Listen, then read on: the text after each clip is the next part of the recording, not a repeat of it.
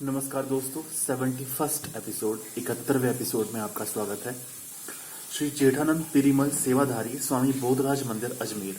पहला, यह उस समय की बात है जब गुरुदेव स्वामी बोधराज साहब जी हैदराबाद सिंध के किले में अपने स्थान पर रोजाना रात्रि 9 से 10 बजे तक कथा करते थे। मैं भी वहां जाता था तथा सत्संग में सेवा कार्य करता था।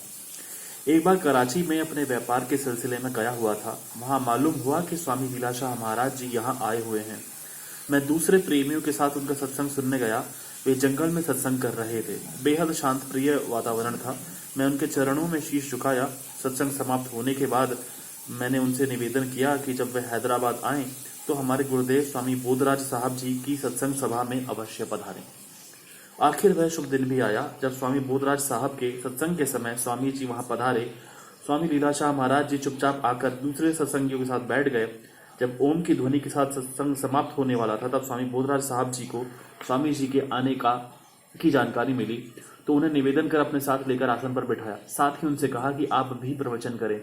इस पर स्वामी लीलाशाह महाराज ने सत्संग में कुछ वचन कहे, जिससे सत्संगियों से कहा कि सच्चा श्रृंगार है सादगी। सादगी में कई गुण मौजूद हैं। कम खर्चा, नम्रता, आदर भाव आदि सादगी से ही पैदा होते हैं तथा अहंकार दूर हटता है। इसलिए सादगी वाला भोजन खाओ, सादा व्यवहार करो व उच्च विचार रखो। दीन दुखियों की सेवा करो, जरूरतमंदों की जरूरतें पूरी करो। दीन दरिद्रों की सेवा है नारायण की सेवा। बच्चों का अच्छी तरह पालन पोषण करो। बचपन से ही उनमें अच्छी आदतें डालो। स्वयं भी नेक बनो तथा बच्चों के लिए मिसाल बनो। बच्चे सुधरे तो कौम सुधरेगी, देश सुधरेगा। बच्चे देश का भविष्य हैं।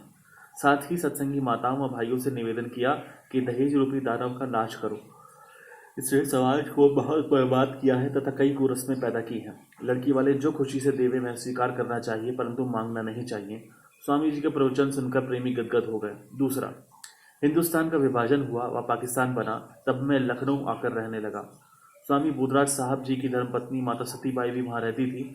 मैं बालक उनकी शरण में जाकर सेवा करता था। वहां सप्ताह में एक बार स्वामी बोधराज साहब के ग्रंथों से श्री रघुराम सत्संग करता था। माता ने मुझे आज्ञा दी कि लखनऊ में गुरु मंदिर की आवश्यकता है। उनकी प्रेरणा से मैंने लखनऊ में गुरु नानक दरबार खोली, जहां हर रोज सुबह 8 से 9 बजे तक सत्संग करता था। एक बार जब मुझे मालूम हुआ कि स्वामी लीलाशाह महाराज जी लखनऊ पधारे हैं तो उनके चरणों में पहुंचकर उनसे निवेदन कर उन्हें गुरु नानक दरबार में ले आया। स्वामी जी ने वहां गुरु ग्रंथ साहब से सत्संग किया। बेहद आनंद का वातावरण बन गया। दोपहर को मैंने उनको अपने यहाँ भोजन करवाया। जब वहां से रवाना हुआ तब आशीर्वाद दिया तो मेरा रोम रोम खिल उठा। तीसरा, स्वामी लीलाशाह महाराज जी अजमेर तो आते रहते थे। मैं भी माता सती की आज्ञा अनुसार लखनऊ छोड़कर अजमेर आकर रहने लगा। यहाँ खारी कुई में स्वामी बोधराज साहब के शिष्यों ने उनका मंदिर स्थापित किया था।